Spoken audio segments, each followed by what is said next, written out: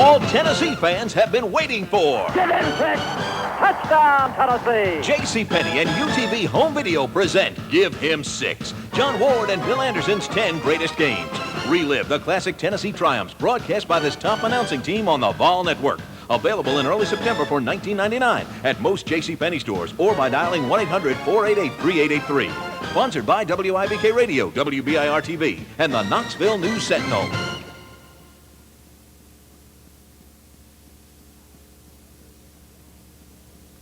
Hi, I'm Ed Duffy, representative for All-American Bottling and RC Cola. And I'm Tom Smith, president of Food Lion. The 1993 season not only marks a new era in the Tennessee football timeline, but also a new relationship between Royal Crown Bottling and the University of Tennessee. Beginning this season, RC Cola and Diet Right take their place as the official soft drinks of the Big Orange. Through our association with Food Lion, RC is proud to bring you the very first volume of the new UTV Home Video Collector Series, The Best of the Big Orange. That's right, Ed.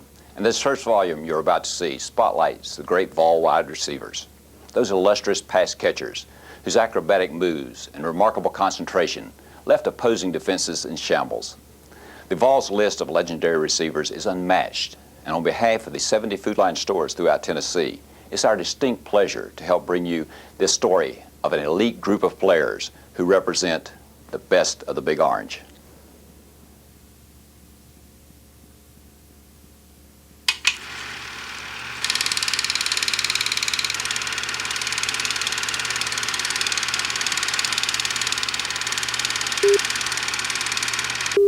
One, two, three, four, five, six.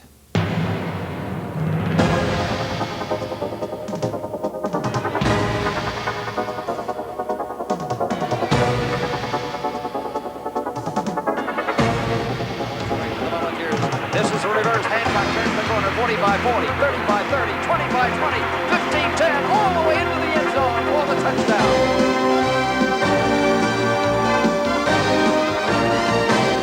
The fans come to see that scoreboard lit up. Everybody's looking at the wide receivers to basically win the game for the team.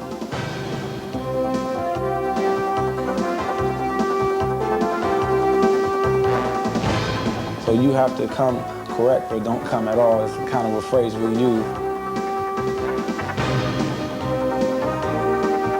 Oh, that was a great play too.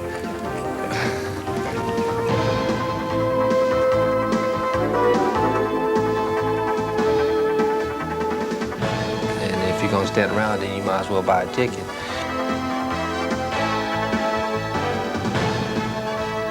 Hey, you've been beat, face it. I mean, there's no need to deny it. It's obvious in front of a whole lot of people.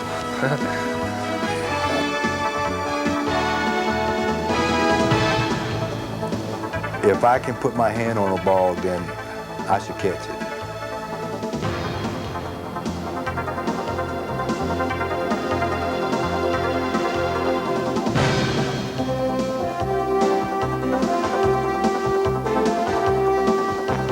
He has to be able to know that as soon as he catches the ball, he's going to be blasted.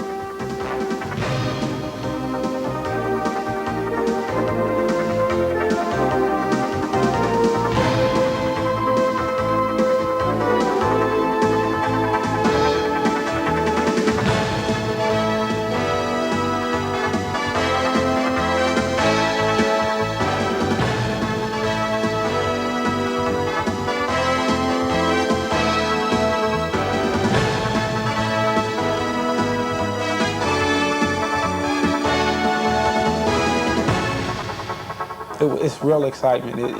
That's what it all. That's my kind of football. They are a breed all of themselves, a special group of talented athletes who have thrilled the fans, won games, and left opponents dazed and defeated in their tracks. These are Tennessee wide receivers. Over the past 30 years, no school in the nation can boast the assortment and array of talent produced in the Volunteers wide receiver corps.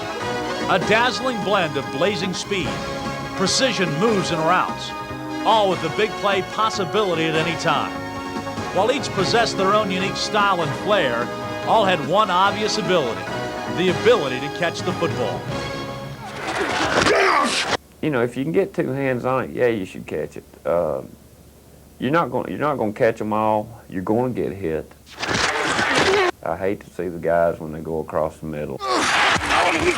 I can fortunately say that never happened to me. I never dropped one like that. I never dropped one from getting hit. I'm just trying to find the ball when it's in there. I want to make sure I look it all the way in, because the thing about catching is that you got to look the ball all the way in your hands.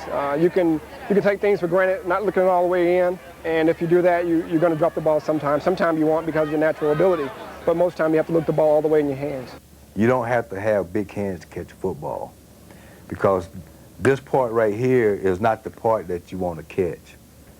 You want to catch the ball up here, because when you do that, the first thing that's going to happen is if you catch the ball right here by the point, that ball is not going to go any further. It's going to stop. Tennessee built its wide receiver reputation in the mid-'60s. Tennessee welcomed speed. While many schools restricted their football players to only one sport, football coach Doug Dickey and track coach Chuck Rowe found the two sports, football and track, could work together. Track athletes and football coming together was something that I guess I was the first of, and that is kind of neat.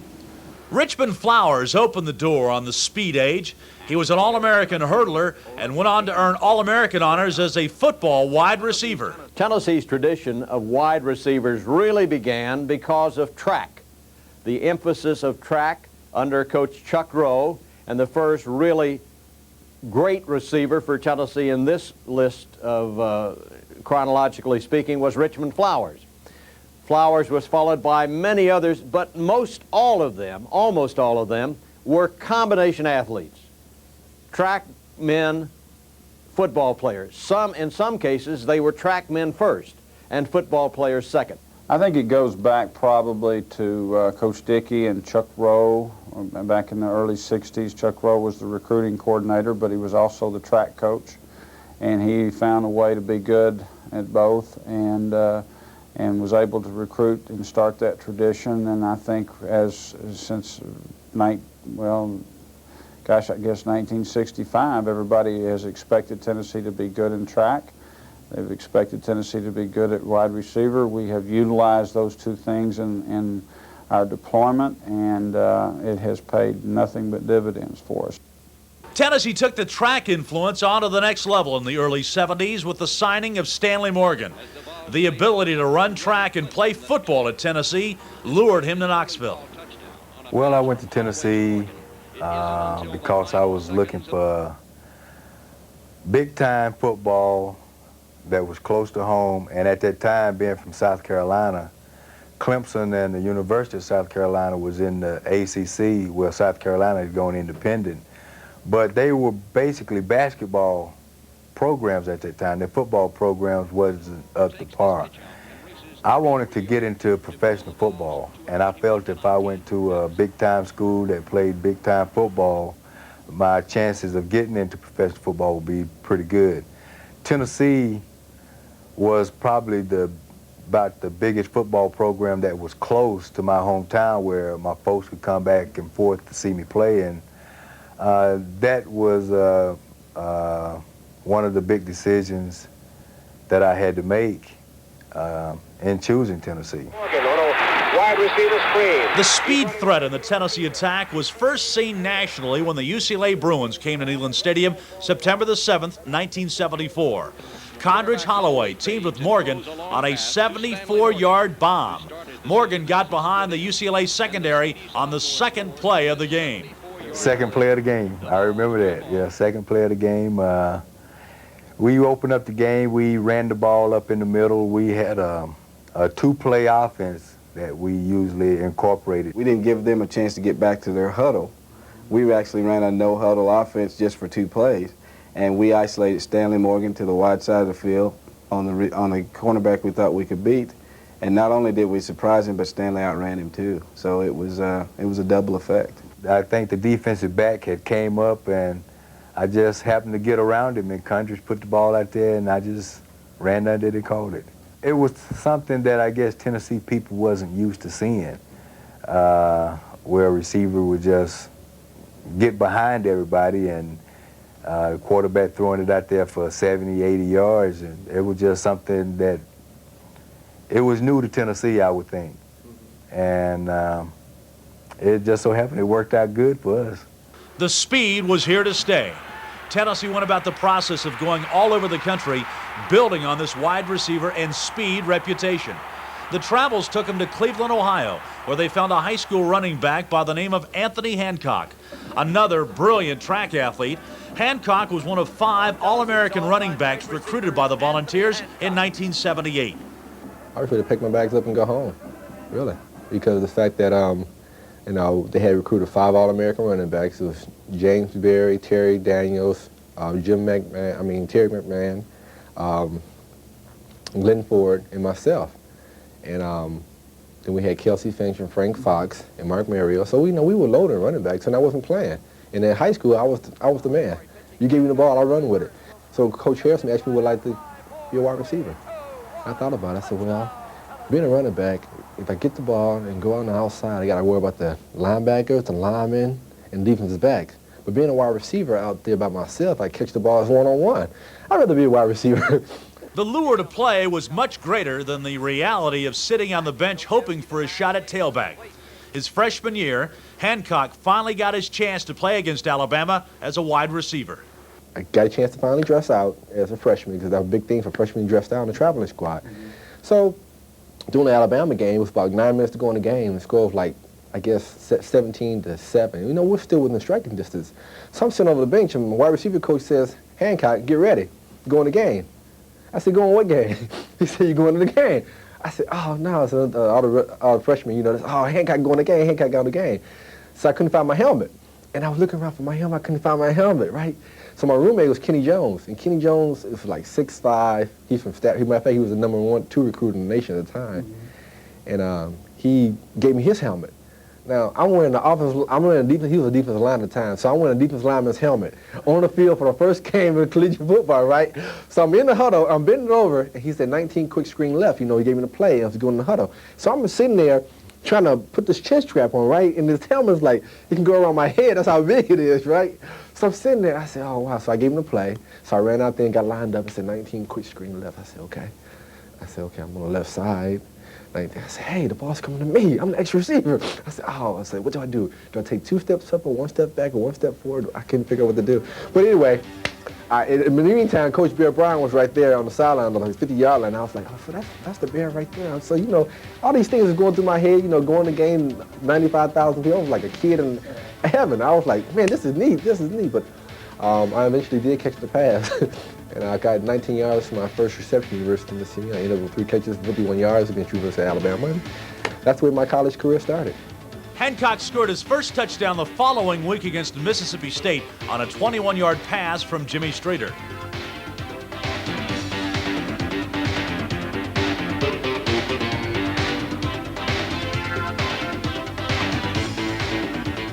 The Ohio native established himself as a serious threat at wide receiver.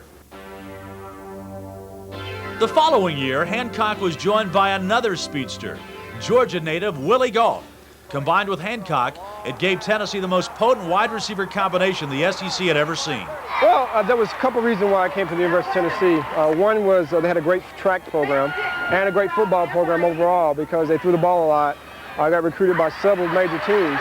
But I saw Tennessee as being twofold. One is close enough to home to get away, but further enough to get away also. Plus they had a great track and field, and a football program overall. Plus they had a good tradition of good wide receivers like Richard Flowers and Stanley Morgan and so forth. It didn't take Gault long to make an impression in the college football world. In his second game against Utah, his first reception was 69 yards for a touchdown. Streeter, straight drop back to throw, being pursued, may run out of the pocket, comes to the left side, looks, he's going to throw the ball long downfield, intended for, caught at the 25, 20, 15, 10, 5, give him 6. The touchdown pass is thrown to Tennessee's Willie Gault. Gault managed to get behind him, and he was so far down the field, Jimmy couldn't overthrow him that time. First time I ever caught a pass at the University of Tennessee, and I went for a touchdown. I didn't expect it, no one else expected it, so it was great. Gault had a solid freshman year, but he really blossomed as a sophomore. The nation took notice against Pittsburgh. Gault raced 100 yards with a kickoff. Galt backing up will pull it down at the goal line. Back to the 5, to the 10, out to the 15, breaks open to the 20. He's in the open. 30, 35, they'll never get him. It's going to be Willie Galt to the 35, 30, 25, 20, 15, 10, 5. Give him 6. Touchdown, Tennessee. It was the only score of the day for the Volunteers and a 30-6 loss to the Panthers. But it established speed and kickoff returns as another weapon in the Tennessee arsenal. Galt emerged as a consistent threat every time he touched the ball. He stunned a Tiger Stadium crowd in 1982 with this kickoff return for a touchdown in Baton Rouge. Touchdown, Tennessee. I just saw this play the other day. I was looking at it at home, and I made a move to the right side, and there was the guy who had an angle on me. I just turned on the jets and went past him. It was really a tremendous kickoff return. That was probably also one of my memorable moments. While Galt established himself as a kickoff returner, he also developed into a reliable deep threat. In 1981, he had a remarkable day against Vanderbilt. On only 4 catches, he gained 217 yards, second only to Johnny Mills for most yards in a Tennessee game. 80 of those yards came on this pass from Steve Alatorre. Pass complete, 35-30, Galt's on his way. Give him 6. Touchdown, Big Orange. I always thought that Galt had great anticipation. He, of course, was an excellent receiver, great punt and kickoff returner, but mostly you could almost feel, at least I thought I could, that when you could almost, I never saw his eyes from where we were, but you could feel that he said, it's open. Even before the ball got there, I'm going to bring this one back. And he did. While speed was important in establishing Tennessee's reputation as wide receiver U, there were many who helped set the groundwork. Mills in motion to the right comes Chadwick. Back is Warren to throw. Down he's thrown to Mills again, who makes a sensational catch. Is tackled in the air with the ball. My freshman year, I wasn't sure what I was. I was a wingback some days and a defensive end some days and a linebacker at other days. And then somehow I found myself as what they called at that time the weak end, which I was. Johnny Mills was the first big-name Tennessee wide receiver. Mills played from 1964 through 1966. His 225 yards receiving against Kentucky still remains the best single-game performance in UT history and still ranks among the best in SEC history. It will always be a source of great personal satisfaction for me. It's something that you never lose. Coach Battle took me aside when I finished my senior year and the newspaper clippings stopped. And I had been someone that people knew ever since I was in the 7th grade, and it lasted all the way through college. And then it was over. Things changed for me, and Coach Battle helped me through that point and explained to me that everything that I had accomplished up to that point, he said, you'll never lose it. He said, the people in your town will always know what you did. And you will always know, and your teammates will always know. And he was exactly right. There was Bill Anderson, the captain of the 1957 Volunteers. He played on the single wing teams of the day, yet he was a good enough wide receiver to move on to the NFL, where he played in the first Super Bowl game of the Green Bay Packers in 1967. In 1964, Anderson briefly retired from the NFL. He came to Tennessee and served 1 year as an assistant coach with the Volunteers. He got a first-hand look at Tennessee's building reputation as wide receiver U. But like I say, like necessity. We put when Coach Dickey there, it happened to be a year that I helped over there in '64. And when he came here, we didn't have that many athletes. So the decision was made, and very wisely, I think, that we put most of the athletes on defense, tried to play the kicking game, play defense, and try to keep from getting beat too badly. So for those of us trying to coach the offensive side of it, it was just to try to put in a trick play, do whatever you could. We couldn't line up and run over anybody. So we had to try to throw the ball and do some things to get a few points on the board and hope that we could hold on defensively, and that was that kind of an offense. So with that, they started putting the ball up a lot. And from there on, it's been, everyone knows the story. We throw it pretty much. In 1972, a rangy wide receiver from Clinton, Tennessee, arrived on the UT campus. He wasn't speedy, but boy, could he catch.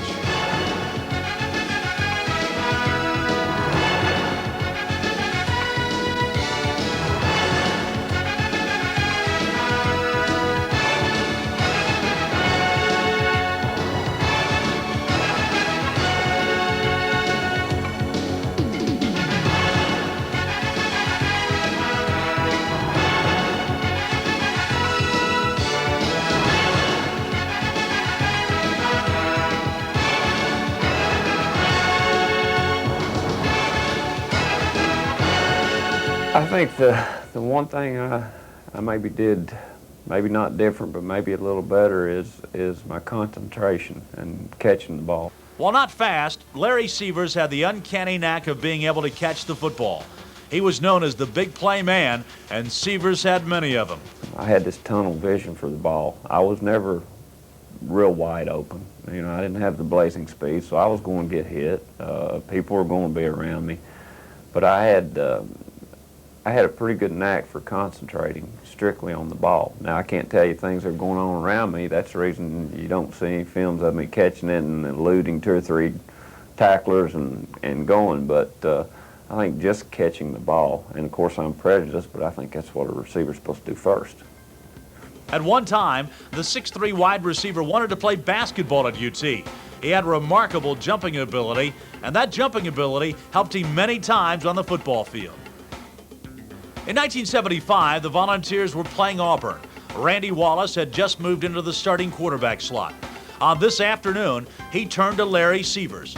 3 times, Sievers made crucial third down receptions to keep drives alive. The biggest came midway in the 4th quarter. Down 17-14, Wallace looked to Sievers again. The leaping Sievers took the ball away from the Tiger defenders and stole a 21-17 victory. The guys were smaller than me. I went up, the ball went through my hands, and it's sitting on the guy's helmet between my elbows. So it was luck. And then 2 guys had me sandwiched. I stayed up, and Tim Fitzpatrick was down there trying to shield one of them off of me. It wasn't, you'll have to look at that picture and you'll know what I'm talking about. It wasn't that great a catch. It was luck. Another Sievers snag was the Vanderbilt game in 1974. A bitterly cold day in Nashville. It was the finale of the season. Tennessee trailed 21-13 late in the 4th quarter. Vanderbilt opened the door for a comeback when Barry Burton couldn't get this punt off. Tennessee took over at the Vanderbilt 12. 4 running plays to Stanley Morgan capped off the brief touchdown drive. Tennessee, though, still trailed in the game 21-19. The Volunteers went for the tie. Condridge Holloway looked for the reliable Sievers in the back of the end zone. Tennessee tied the game 21-21, snatching a win from the Commodores. Well, they debated the wrong thing, which is typical for Vandy. There, you know, they have problems getting things right. But I had come off the field. It was, you'd have to know the elements that night. It was freezing. It was raining. I mean, if they had given us a choice to go out after halftime, I'd have stayed in. I mean, it was miserable. You couldn't feel your hands. Before that play, I tried to get them warm. I couldn't. I was wide open. I got close to the end line, but I knew I was in bounds, and that was the big controversy. So all the officials were looking down there. But the bottom line, and you can't even see it in the films, is I'd gone off because I thought I'd missed the ball. It hit my hands, rolled down my body. I never had control, but it was shielded from everybody, and they were looking at my feet. And I haven't told too many people that, but that's the honest truth. I didn't catch that ball. The big catch capability of Sievers was also demonstrated in 1974 against Clemson at Neyland Stadium. Trailing 21-19, Tennessee used a 2-point conversion play featuring quarterback Condridge Holloway. His end zone scamper tied the game at 21. But Clemson came right back to score, and the Tigers led it 28-21. Tennessee had to march down the field one more time. Stanley Morgan scored from the 8 to pull the Volunteers to within 1 at 28-27. Trailing by a point, the Volunteers went for the 2-point conversion and the win. What happened was we had run a 2-point play against Clemson earlier in the game, and it worked. It was we lined up on the left hash and sprinted to the right, and there was an option, pass or run. Well, Coach Bell decided we'd do the same thing, and Clemson decided we weren't going to do that. They put a man over in the gap, slanted everybody to the field. It was a last-minute thing. Condridge had done a remarkable job in guiding us down, and we got in the end zone, and then he called a running play to the right. He looked over at me, he said, if I don't make it, look for the fumble. And I was on the opposite side, so I was sprinting across the field, and the whole team, he'd done that numerous times, so Clemson was sitting there waiting. So what happened was when I reversed my field, Larry threw up his hand, and I saw him, and he just kind of choked it down and left me the whole corner of the end zone to throw it to. You'll have to watch that film. He made a heck of a play just to get the ball off. And like I say, it was a decent catch, but I was so focused. Somebody, one of the press, were you open? I said, there wasn't anybody around me, and then you look at the film, there's a guy hanging over my shoulders. And then Gus Manning waiting there with a briefcase, you know. Tennessee won the game over Clemson 29-28. It still ranks as one of the most dramatic wins in UT history. Larry Sievers emerged as a standout wide receiver. He led the Volunteers in receiving 3 straight years, 1974 through 1976. But Sievers' career might not have been as productive had it not been for Stanley Morgan. Midway in the 1974 season, Morgan was shifted from wide receiver to a wishbone tailback. The design was to get him the ball more, get him more involved in the Tennessee attack. The more times Stanley Morgan touched the ball, the more times he could score. After leading the team in receiving in 1973, he led the team in rushing in 1974 and 75. I was in the backfield, and being in the backfield, you can't be a running back in the Southeastern Conference and not develop some type of toughness. And I think that has a lot to do with me going on and continuing in the NFL and playing the caliber ball that I played. I think that's also one of the reasons why I really haven't been hurt that much, because my running back experience at Tennessee, being in the backfield, I had to get stronger, I had to make myself harder, I had to be tougher than your average guy, because you don't play running back in the Southeastern Conference at 170, 175 pounds and survive to tell about it. To close out the 1975 season, Tennessee traveled to Hawaii. Morgan had been nursing a sore ankle for most of the season, but the ocean breeze and the sand and the sun helped heal the ankle in a big way. Morgan ran for a then school record 201 yards and only 11 carries that afternoon. He also scored on a 63-yard punt return, capping off a 3-touchdown afternoon. Tennessee won the game over the Rainbows 28-6. Stanley Morgan left his mark at Tennessee as one of the most versatile threats ever to wear an orange shirt. When you're young like that, I guess it was a good experience for me, because I got a chance to learn what people were doing in different places. So not only knowing what a receiver does, I know what the quarterback is doing, I know what the running back is doing, I know what the wing back is doing, I know what the other receiver's doing. So I got a overall view of the whole play, not just my particular pattern that I was running. So I knew what I had to do because I played all those different positions.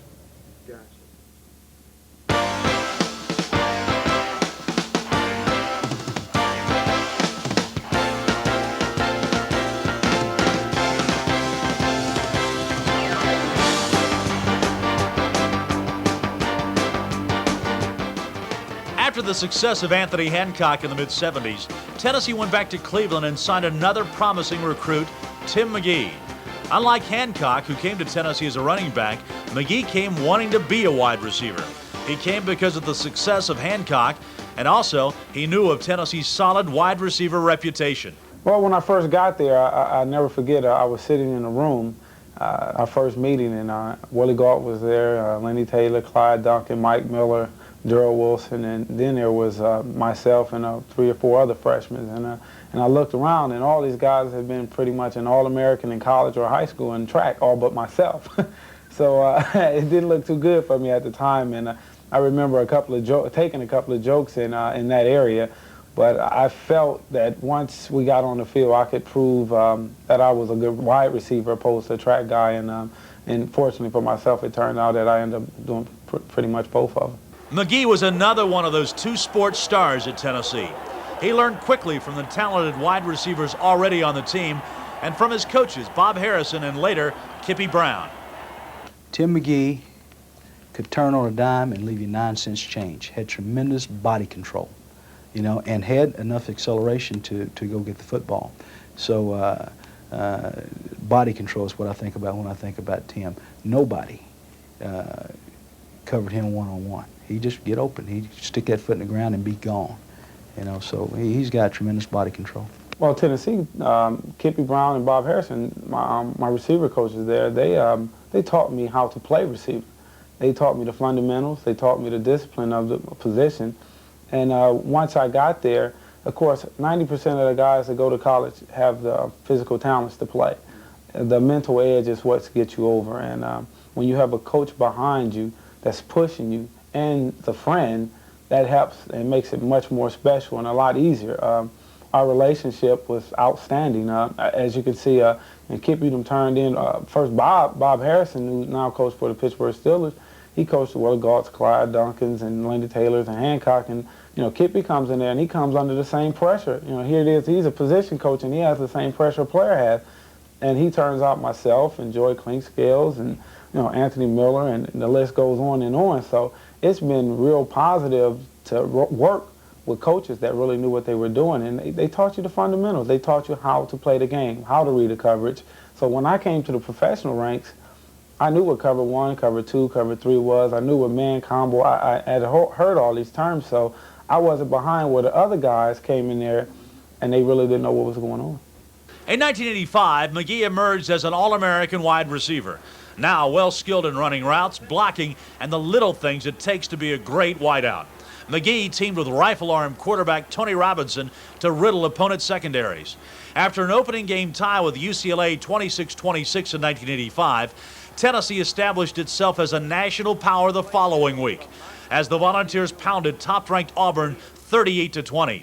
Robinson tossed touchdown passes to McGee. Give him 6. Touchdown, Tim McGee. Vince Carter. Up for grabs. Touchdown, Tennessee. Vince Carter. And Eric Swanson. Swanson outbattles the defender for the ball. At that point, Tennessee was confident of a run at an SEC title. Tennessee was 3-0-1 when it went to Legion Field in 1985. Tennessee's championship season was on the ropes when Tony Robinson went down with a knee injury in the game. Darrell Dickey came off the bench and helped the Volunteers hold on to a dramatic win, 16-14 over the Tide. It was Tim McGee and his senior teammates' 4th straight win over Alabama.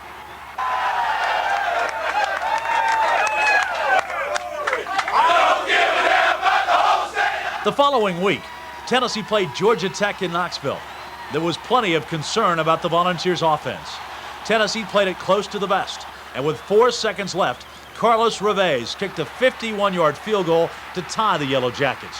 The Volunteers struggled to a 6-6 tie, and Tim McGee felt it was time to speak up. Once we lost Tony, that next game against Georgia Tech, we kind of changed our offense. We went to a conservative-style offense, and after the game, I never forget, somehow, some way, I picked up enough nerves to go in the coach's office and say, I think we should just stick to what we were doing. And I didn't go in there with a prima donna status. I went in there, I really wanted to help the team. I felt that all other guys could pick up their level of play, and I think we were sending the wrong message out to Darrell Dickey that he couldn't do the job, and opposed to just let him see what he can do and then scale back from there. We scaled back, and then we was going to gradually get back into it, but that was my senior year. I didn't have another year to make a transition to another quarterback, so I went in there and I asked them to run the same offense, and they did. And they put me into it a little bit more, and we just rolled from there. I mean, everybody picked up their level of play, and as a team, we played much better. After the chat with the coaches, the Tennessee offense rolled. 40 points against Rutgers, 34 points against Ole Miss. McGee caught 2 long touchdown passes against Kentucky as the Volunteers blasted the Wildcats 42-0. At the end of that Kentucky game, Jeff Francis got a chance to mop up the victory. It was his debut as a Tennessee quarterback. I can remember my first year playing the 85 team. We went to the Sugar Bowl. I got in there, and it was kind of late in the game. We were winning handily. And Tim McGee and Joey Clinkscales, every time I get back to the huddle, I was wide open. You got to throw it to me. I was wide open.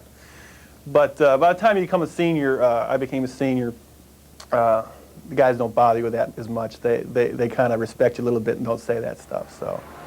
The following week, over 97,000 jammed Neyland Stadium to watch Tennessee go for the SEC championship. McGee scored Tennessee's first touchdown as the Volunteers beat the Commodores 30-0. Darrell Dickey capped off the regular season, throwing 106 passes without an interception, and established a new season completion record of 64.9%.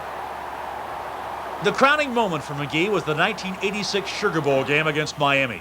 The Volunteers were a heavy underdog heading to New Orleans, and McGee heard all about it while making the rounds on the All-American tours.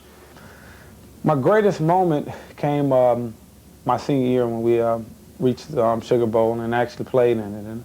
And there's so many stories you can tell about your college football days, but I was on a bunch of All-American trips. At the time, I was fortunate enough to make all All-American trips. And Willie Smith, who was playing for Miami, All-American tight end, he was, of course, he was one of my roommates, and we had Bo Jackson and David Williams, and all the big-name guys was there. And, of course, we were going into the bowl game. We hadn't played, and we were the biggest underdogs of all. So it was very special to me when we beat them, because during the whole 2 weeks of traveling, that's all they ever talked about, was how they would win and we wouldn't. Well, it come to find out we were the only team that won.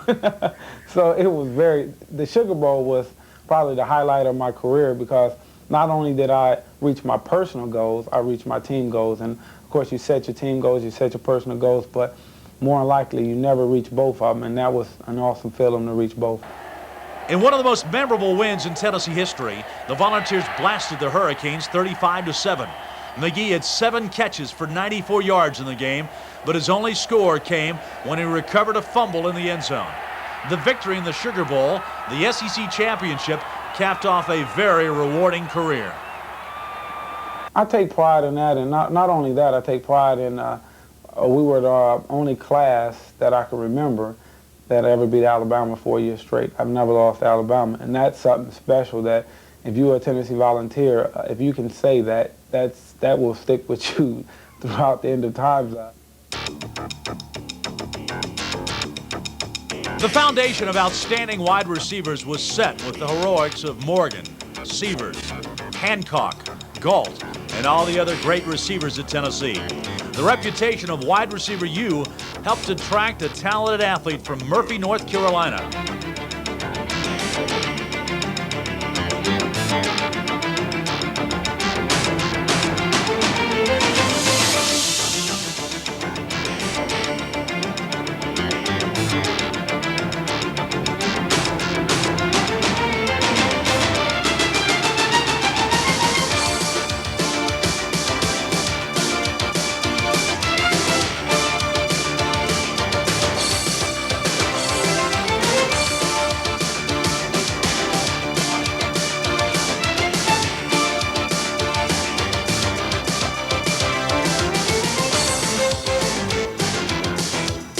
Carl Pickens was well aware of Tennessee's reputation of producing NFL-caliber wideouts while he was being recruited in high school. A guy named Kippy Brown came to my house. He was like 18 years old. The recruiting war was between Tennessee and South Carolina. At the time, I wanted to go to South Carolina, and during the whole recruiting trip, Kippy Brown and my parents became really good friends. And being the baby of the family, you never grow up to your mother, and so she kind of wanted me to go to Tennessee, but she wouldn't say, but I could tell. So finally the day came around. I made up my mind. I said, I'm going to South Carolina. And when Coach Brown heard that, he called me and said, hey, you're making a big mistake. So I changed my mind, and I came here. He ran over and over the list of receivers that had been here before me. I mean, I had to memorize out of high school: Willie Galt, Tim McGee, Stanley Morgan, Anthony Hancock, Alvin Harper, Anthony Morgan. I mean, the list went on. I was like, okay, if I'm supposedly one of the top receivers in high school, I want to go to a place that my skills are going to be tested. And the bottom line was Tennessee. Carl Pickens was, he's the best high school player I've ever seen on tape. When I saw the highlight tape over in Murphy, North Carolina of Carl Pickens, I could not believe it. He'd run kickoffs back, then he'd kick off. He'd run a punt back, then he'd punt. He'd throw a touchdown pass, then he'd catch one, then he'd run reverse for a touchdown.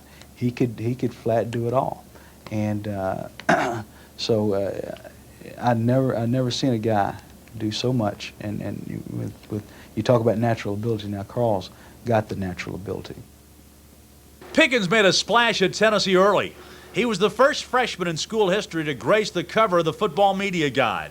He joined Alvin Harper, Anthony Morgan, Thomas Woods, Terrence Cleveland, and Vince Moore on the cover. While very talented, he was still a freshman and low man on a very talented receiving corps. He knew he had a chance to succeed if he was patient and worked hard.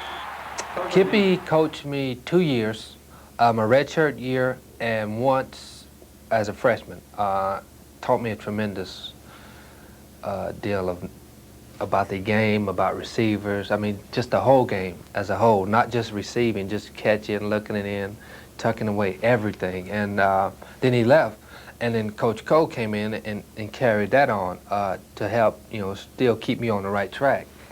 But having Coach Brown here my first 2 years really got me started, and then Coach Cole just sort of, kept me going straight. There was a list before me, and hopefully there'll be a list after me of receivers that have came here and gone on to the pros. As far as I know, Anthony Morgan was the last receiver to make it, and then I was next in line.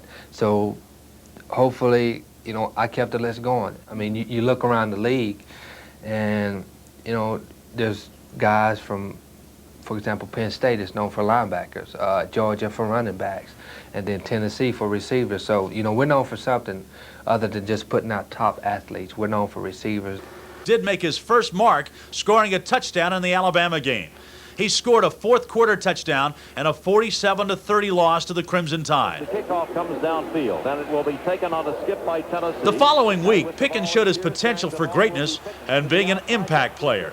With Tennessee trailing 17-14 right before halftime against LSU, Pickens returned a Tiger kickoff 93 yards for a touchdown.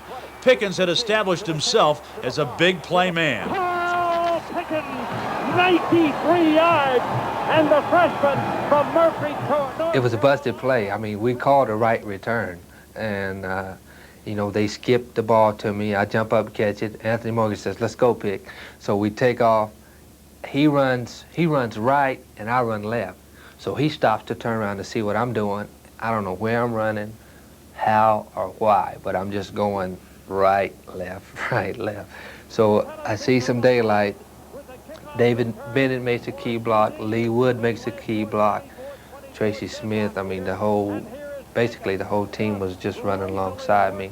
And, from the last 45 yards, I knew I had it. So I just slowed down a little bit and rejoiced, and everybody jumped on me at the end. And, that really made me feel good. And, we went in at halftime. Everybody was patting me on my shoulder. And, maybe from that day forward, because it was on TV and the news and they ran it and everything. But, I felt that I could do it all along, just given the opportunity. The most remarkable thing about Pickens that freshman season, he became a two-way phenom. The Volunteers needed help in the secondary, and Pickens stepped in at free safety. His first game, going both ways, was against Akron. He zipped the zips on both sides of the football. And the second quarter, he picked off this pass and took it back 40 yards for a touchdown to give the Volunteers a 21-9 lead. Coming into the game, I really felt that I could help the team, and that was the only thing on my mind, to go out and to play the best that I could. And I was in the right place at the right time, on the play that I intercepted the ball, and I scored. Pickens continued his two-way performance, solidifying the secondary and making big plays on offense. In the season finale against Vanderbilt, he scored a touchdown on this pass from Andy Kelly and helped later seal the win over the Commodores with this interception. Back to throw will be Healy. Waiting, long pass across the middle is intercepted. Tennessee, Carl Pickens, who makes a sensational catch-up from behind interception when it appeared that Corey Harris was wide open. The 17-10 victory over Vanderbilt led Tennessee to a 10-1 season and a berth in the Cotton Bowl. It was off to Dallas on January 1st, 1990. Pickens' two-way performance was the talk of the college football world. Yet the talented freshman tried to shy away from the media glare. Well, I didn't like it. I mean, but, there was only one question that people could ask, and that was, how do you like it? I mean, how do you feel? What does it feel like? I mean, that's the only question they could ask me, because obviously nobody had ever done it other than, I think, some guy named Gordy Lockbaum. So, I was answering the same question pretty much every week, and, you know, I got tired of it. So finally, you know, the 5 games was up, and I didn't want to have anything else to do with it. I wasn't bothered by going both ways because the majority of the time was on defense. So I was playing either way it goes, but like I said, I was playing more on defense, so it didn't bother me. It's just the fact that there was only one question that was being asked for a whole 6 weeks. Cotton Bowl. Tennessee faced Arkansas in the 1990 Cotton Bowl. Again, Carl Pickens made it happen defensively. With Arkansas leading 6-3 in the second quarter and driving, Pickens intercepted this Razorback pass in the back of the end zone, stopping the drive.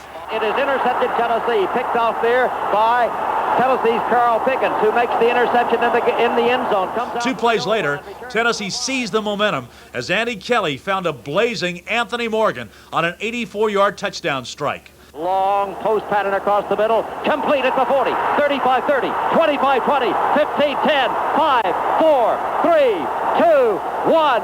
Give him 6. Anthony Morgan, touchdown! Tennessee never trailed after that. They beat the Razorbacks 31-27 to finish the year 11-1. Carl Pickens, reluctant to move to free safety, was named as the defensive MVP of the Cotton Bowl. It's an accomplishment. I mean, I didn't set out to do it, but it happened. It just so happened I intercepted possibly a winning pass, or you know, I was just in the right place at the right time. That was one of the high moments. You know, they were driving, we were ahead, but you know, if they would have scored, they would have been ahead and probably went on to win the game. But you know, I don't know how I got there or what I was doing in that spot, but he threw it up and I was able to catch it. And you know, I played hard and I had a pretty good game, and I was able to be recognized for doing that. And you know, it meant a lot to me. Whether people know it or not, but it really did, you know, because you heard a lot of flack about me not wanting to do it, but inside it made me feel good to be acknowledged by the people around me as far as playing DB. Pickens, after his freshman year, concentrated on offense and turned into one of the dangerous threats in college football. Heisman Trophy talk swirled as the Volunteers opened the 1991 season at Louisville. Bombs away, intended for Pickens. He's got it. Touchdown, Tennessee. Now they got Pickens back there because Carter came off limping. They don't lose much in this trade-off. Wilmsmeyer bombs one. Pickens to 33. Look out. He's gone. Wilmsmeyer will never catch him. Pickens, touchdown, Tennessee. Tennessee won 28-11, and Pickens had gotten his season off to a great start. Pickens always had the flair for the dramatic. He caught 3 touchdown passes in 1991 against Kentucky, and he did reach his goal of earning All-American honors. While he fell short of the Heisman Trophy, he left Tennessee high on the list of all-time greats and was known as a gamer. I always wished that he could have played both ways throughout his college career. He would have won the Heisman Trophy, in my opinion, because he was just such a natural. He was just such a natural. Fun to watch. They being experts, say he doesn't have the blazing speed. I don't know whether he has the blazing speed or not. He was able, when he had to outrun whoever defended him. He had the speed when he had to have it. And so smooth, so easy. With Carl Pickens, I never felt he was going to drop the ball. No matter what the situation was, it was a given that if the ball got there, he was going to catch it. I've never seen any receiver in whom I had that. It was just a given. He's going to catch the ball if he gets there. You know, I like to play when there's an aggressive game and the intensity is so high. You know, that's when I like to be out there, when the game's on the line. And, you know, that's another reason why I chose to come out. I felt like that I could dictate the outcome of the game. I could control the tempo and the level. And I told myself whenever I could do that, then it would be time for me to go.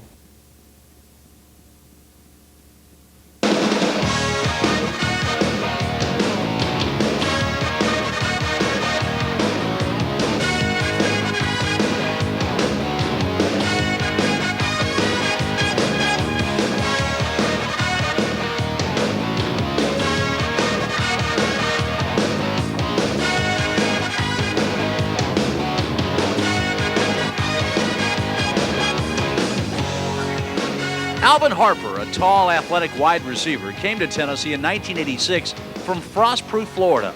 He was a state high school high jump champion. He brought speed, his unique jumping ability, and a graceful stride with him to Tennessee. A complete receiver who at times was overshadowed by the talented receiving corps around him. Probably the year that we were the most stacked at wide receiver. I can't remember who the starters are. We had 6 guys that a lot of them played pro ball, a lot of them are still playing. Some of them aren't.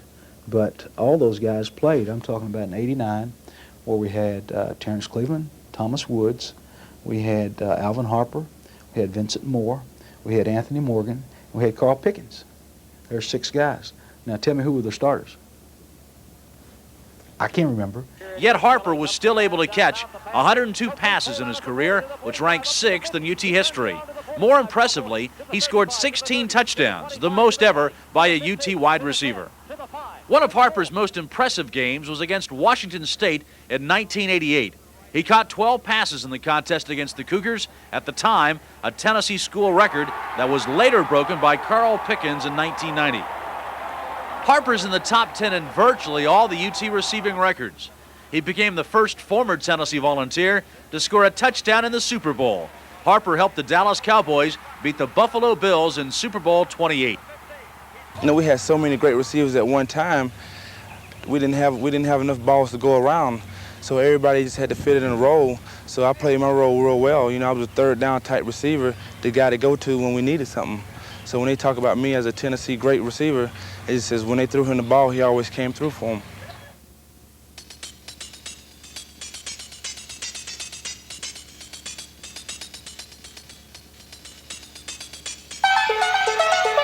We've mentioned some great names in Tennessee football history. Statistically, the leading receiver of all time is Thomas T.D. Woods. At 5'10", 168 pounds, Woods didn't have the physical tools of a Alvin Harper or Willie Gault. All Thomas Woods did is catch the football. Any ball thrown in the same neighborhood. Back to throw. Here's the man wide open downfield, racing after the ball. This will be Tennessee's Thomas Woods. He makes the catch at the 15. He's at the 10. He's at the 5. He has a touchdown. Thomas T.D. Woods. Woods from Gallatin, Tennessee, caught 124 passes in his 4 years at UT and 7 touchdowns. He ran perfect routes, and if Tennessee needed 5 yards, he got 6. If the Volunteers needed 10, he got 10.5. If Tennessee needed a touchdown, he got that as well. Francis to throw across the middle pass into the end zone. Give him 6. Thomas T.D. Woods. It's T.D. for the T.D., his second in the game. In 1988, he had a record-breaking season. He caught 58 passes, still the school record.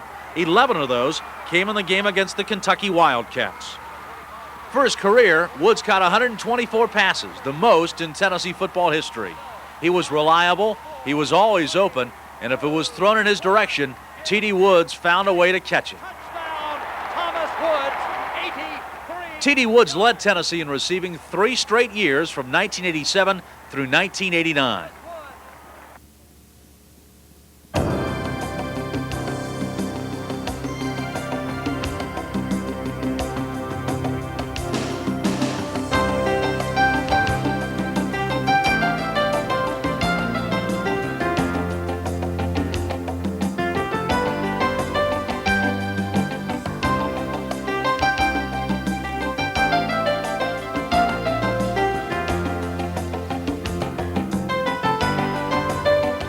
The Tennessee wide receivers, a unique group of special athletes, each with a different style.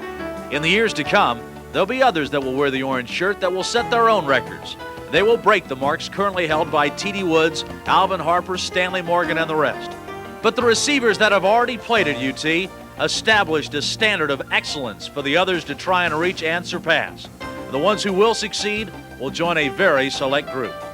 These Tennessee wide receivers, flyers in orange shirts, athletic acrobats that were orange blurs to their opponents. Once they were there, suddenly gone.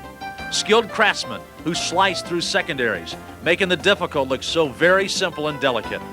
An elite group that helped establish Tennessee as wide receiver U. When people seem to classified me in the same breath of a Willie Gault and Stanley Morgan and Larry Sievers and Anthony Hancock. It's an awesome feeling. I feel like the grandfather now. You know, I feel fortunate to be included in this group because really I think it kind of started with Stanley Morgan. If you ask me who was one of the best receivers, I would have to go and say Larry Sievers. If you want to be good in this business, you want to get to the NFL and be one of the top, you're going to have to pay a price.